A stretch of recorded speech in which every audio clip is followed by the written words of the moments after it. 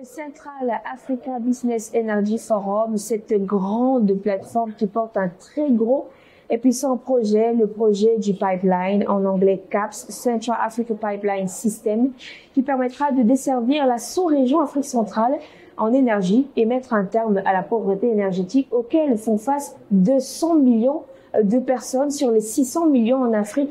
De manière générale, avec nous aujourd'hui, nous avons Claudel Tchokonté. Bonjour Claudel. Bonjour Amandine. Merci de me recevoir sur ce plateau. Lorsqu'on organisait le CABEF 2024, la 4e édition, quels étaient les objectifs derrière cette initiative? Le CABEF se veut une plateforme d'échange entre tous les experts du secteur pétrolier et gazier de la sous-région, entre le secteur public et le secteur privé. Donc, quand vous regardez un peu ici à Libreville, pendant ces 3 derniers jours, on a des officiels de différents pays qui se sont déplacés pour Libreville. Dans le secteur privé, on a toutes les sociétés pétrolières et gazières du Gabon qui sont en opération au Gabon, mais on a également des sociétés qui sont venues du Tchad, du Cameroun, on a la SCDP, la Sonara. Donc oui, la SNPC qui nous vient du Congo. Donc l'esprit du CABEF qui se veut une plateforme sous-régionale, c'est vraiment matérialisé avec cette 4e édition. En termes de qualité d'experts qui se sont déplacés et exprimés, la profondeur des échanges, je pense qu'on est plus que satisfait. Et ça, c'est nous avec nos standards. Mais le plus important, c'est la satisfaction de nos partenaires. Donc quand on parle avec le ministère du Gabon et surtout avec le sponsor officiel qui est la GOC, la compagnie nationale de Gabon Oil Company. La Gabon Oil Company, tous ces partenaires officiels sont satisfaits. Donc, on ne peut que l'être. Alors, vous avez réussi à réunir tous ces acteurs du secteur énergétique, mais également les décideurs, pour l'accomplissement d'une initiative, d'un projet, un gros projet, le projet CAPS. Vous pouvez nous en dire plus? Tout à fait. Donc, nous, au CABEF, on s'exige de très hauts standards de performance. Il y a beaucoup de forums de qualité qui se font. Mais nous, notre particularité, c'est que nos échanges, nos discussions vont toujours tourner autour de projets que nous portons. Un des projets phares est effectivement le Central Africa Pipeline System, le projet CAPS. Et l'idée, c'est qu'à chaque fois, pendant tout le cycle de développement de ce projet, on se fait un devoir de faire un point avec tout l'écosystème pour leur rendre compte de l'évolution du projet. Et surtout, quand on arrive à une phase, on réunit tous ces experts pour parler de tous les enjeux qu'on rencontre dans le développement du projet au moment où on se rencontre. Donc aujourd'hui, par exemple, à la conférence de Libreville, le thème principal c'était le gaz et l'industrialisation.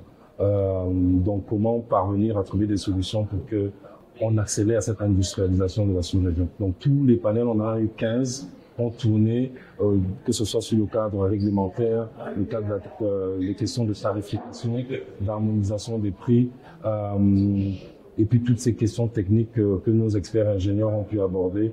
Vraiment, c'est une vision 360 du projet qui a été discuté. On le sait, vous êtes un expert financier également et on évoque beaucoup le côté financement de ce projet dont les États n'étaient pas on va dire très favorables parce que chacun se disait c'est pas moi de financer, donc on n'a pas l'argent pour ça. Comment ça se passe sur ce point-là, c'est-à-dire rassemblement des fonds pour la mise en place et en exécution de ce projet? Très bonne question, Amandine. Comme tout projet de développement, et dans ce cas-ci c'est un projet d'infrastructure, le financement est un challenge. C'est une infrastructure qui se veut transfrontalière, donc qui implique plusieurs pays, différents pays d'Afrique centrale avec différents niveaux de développement. Donc ça vient ajouter un peu à la complexité.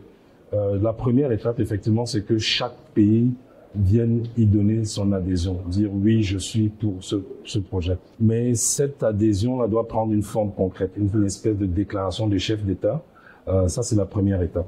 Pour atteindre cette étape-là, il faut qu'on passe par la CEMAC, qui est une institution sous-régionale, auprès de laquelle on a déposé un ensemble de documents, dont notre APS, qui a été validé. Ça, c'est un grand, en anglais, excusez l'anglicisme, Great Achievement, parce que ça, c'est le sceau qui atteste que le CAPS a le potentiel d'être qualifié de projet intégrateur par la CEMAC.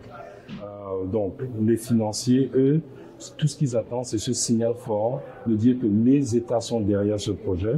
Et une fois que cette déclaration est faite, tout le secteur privé va donc être rassuré de pouvoir mettre son argent pour que le projet puisse être développé. Bon, il y a encore plusieurs questions à harmoniser les lois, discuter des mécanismes de prix, mais ça va se faire au cours de la matérialisation du projet. Alors, entre objectifs, attentes et fin de l'événement, clap de fin, clôture, est-ce qu'on est satisfait de cette 4e édition? Écoutez, on est plus que satisfait. J'ai parlé avec le sponsor officiel, je lui ai posé la question et j'ai adoré sa réponse, que je vais quote, vraiment. Il a dit, au vu des attentes que nous avions, nous en tant que partenaire officiel, le sponsor officiel, c'était la qualité des débats, la qualité des expertises, l'hospitalité, l'accueil. Donc tout ça a été fait avec professionnalisme. Derrière, ça reste une œuvre humaine, donc il y a forcément des petites imperfections, mais somme toute, on est très satisfait. Donc je rephrase vraiment mot pour mot ce qu'il a dit et j'en fais mes mots parce que c'est ce que je pense. On est, comme je vous ai dit, on est très exigeant envers nous-mêmes, nous le CABEF. Nos standards se veulent des standards internationaux. Donc c'est ce qu'on essaye, mais il n'y a pas de perfection dans ce monde. On essaie juste d'en s'en rapprocher. Merci beaucoup à vous, Claudel, d'avoir répondu à nos questions et pour cette très belle et magnifique initiative, mais surtout organisation de la 4e édition ici à Libreville, au Gabon. Merci Amandine de m'avoir sur votre plateau.